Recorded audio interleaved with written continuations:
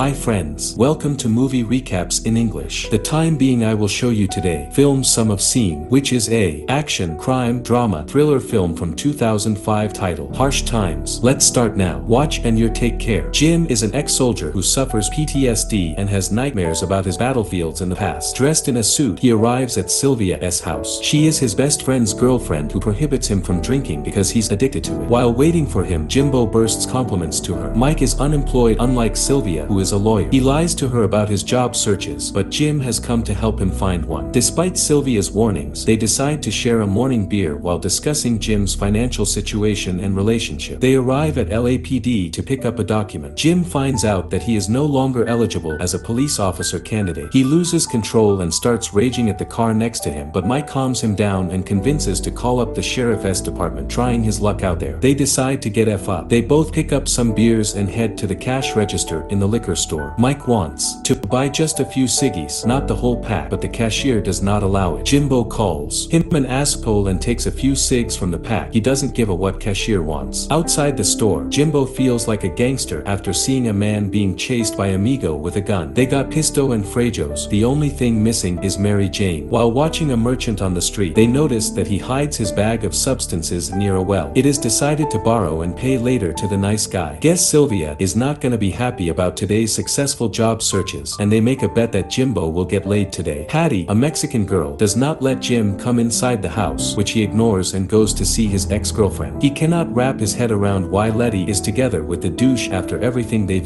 been through. Right as he is about to leave, he kisses Letty and her boyfriend arrives in the driveway. Jim runs off through the back door, but not for long as Flaco cuts him off and catches him. Four people get out of the car and start mobbing him. Right about when Jim is getting attacked, Mike arrives and Jim gets his hands on a gun. He threatens Flaco and his people, making them sit on a curb while he takes their money and drives off. After their successful getaway, they are splitting the profits. Mike pulls out a bag with 2 handguns in there, which he stole from Flaco's car. They also decide to sell them. While sipping beers at an apartment, Jim receives a call from Homeland Security and agrees to arrive at their office the next day to start testing. He gets informed that he has to do a urinalysis, but he realizes that he has smoked Mary Jane. However, it won't stop him. In the morning, Jim arrives at Mike's house. Sylvia makes him a coffee, gives Mike a lunch money and takes off for work while Jim gets a vinegar shot to shut down his kidneys. They leave the house as well. Jim has another trick in mind for better urine analysis, which he remembered from times when he served in the army. It's disgusting but will do the job. While waiting in a queue, contestants are requested to take off their jackets and jewelry. First one goes in to do the analysis, but when the next person is required to enter the testing, Jim pushes him out the way and skips the line because his sausage was calling for help. Commander asks Jim's full name and is required to do the analysis. Agent Richards is aware that Jim is a ranger and got some tricks for urine testing. While driving to a location where they are supposed to sell the guns, they talk about how it was to shoot somebody in the army. Jim explains that no matter what, he always moves forward and does not think about it. The Old Spice guy, Daryl, welcomes them inside. He explains that he just got out of jail and is not planning on going back. Jim tells him about his new job opportunity and shows him the weapons. Unfortunately, Daryl does not have the money to buy the guns, so he suggests another person to sell them to. In the meantime, Mike requests a favor from Daryl to call up his house's automatic phone answer as a fake employer, so Mike's girlfriend would think that in his free time he's looking for a job. Later on, they arrive at a bar and decide that it would be better if they didn't wear the suits in there, so they switch up their outfits. They walk inside and order some drinks. Jim invites over a lovely lady to show them who Eddie is, the supposed weapon buyer. They shake hands and Eddie takes a seat at the table. Once they have agreed on a deal, out of nowhere Eddie gets stabbed in the neck and bleeds out. Jim and Mike take off running to their car. While driving away, Mike is panicking and is completely shocked at Jim isn't.